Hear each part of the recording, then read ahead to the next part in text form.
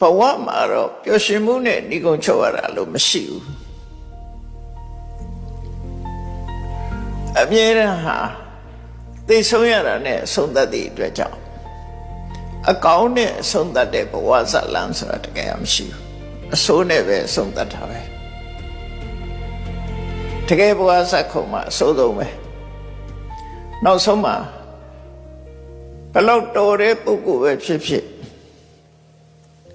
ဘဝကထွက်ခွာပေးရတယ်ဆိုတဲ့နောက်ဆုံးဆင့်ရောက်သွားတာနော်ဘလောက်တော်လောကကြီးကိုဘလောက်ပဲအကျိုးပြု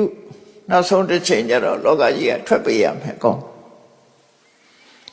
ဘဝတစ်ခုမှာကြာရှိစွာရပ်တိုင်နေမှုမရှိဘူးထွက်ခွာပေးရတယ်အဲ့ဒီထွက်ခွာပေးရခြင်းဟာသိဆုံးရခြင်းပဲဖြစ်တယ်ပေါ့ရထားတဲ့